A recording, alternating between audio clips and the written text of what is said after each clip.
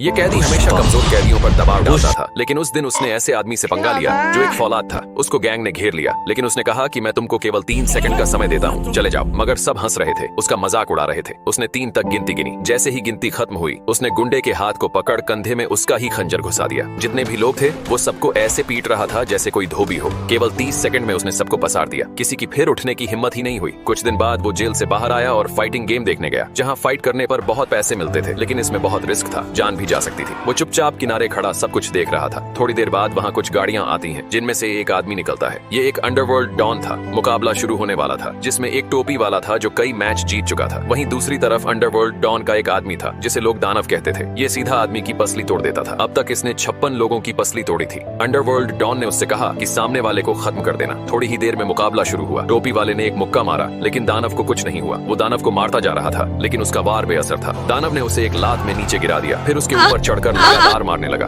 उसकी भी पसली टूट गई। दानव इस फाइट को जीत गया था। अंडरवर्ल्ड डॉन को उस आदमी ने पैसे दिए जिसका आदमी हार गया था। आदमी टेंशन में कार के अंदर बैठा, तभी पीछे वाली सीट पर वही आदमी दिखा जो जेल से छूटा था। उसने कहा कि मुझे भी फाइट करनी है और मैं जीत गया तो 60% मैं रखूंगा। लेकिन फाइट कराने वाले ने कहा, ये कोई बच्चों की फाइट नहीं है और वैसे भी तुमको कोई एक मुक्के में नीचे गिरा देगा। लेकिन कैदी ने उसे पैसों का लालच दिया, जिस वजह से वो मान गया। आदमी कैदी को अंडरवर्ल्ड डॉन के पास लेकर गया कि वो दानव से लड़ेगा, लेकिन डॉन ने उसका मजाक उड़ाया और कहा कि पहले छोटे फाइटर से लड़ लो, तुम्हारे बस का नहीं है। इतनी बेइज्जती के बाद भी कैदी चुप रहा। फिर उसने पहले मुकाबले में हिस्सा लिया, जिससे मुकाबला होने वाला था। वो बहुत ताकतवर था, लेकिन कैदी ने उसकी कमजोरी पहचान ली। जब मुकाबला शुरू हुआ तो गुस्से से सामने वाले ने हमला किया, पर कैदी ने एक लात उसकी गोटी पर मारी, फिर उछलकर मुंह पर एक बार में मारा। कैदी फाइट को जीत गया। फाइट करवाने वाला बहुत खुश हुआ। फिर कैदी ने दूसरी फाइट में हिस्सा लिया। इस बार भी ताकतवर फाइटर से सामना हुआ, लेकिन कैदी ने पहचान लिया कि एक मुक्के में इसकी कहानी खत्म है, और वही हुआ। उसने घूमकर एक मुक्का मारा। एक ही मुक्के में वो ढेर हो गया। सभी लोग बहुत हैरान थे। इस तरह कैदी हर बार छोटे मुकाबले जीतता रहा। आखिरकार वो दिन भी आ गया। फाइट करवाने वाला डॉन के सामने था। उसने डॉन को चैलेंज किया और बहुत मोटा पैसा दांव पर लगाया। सामने दानव था,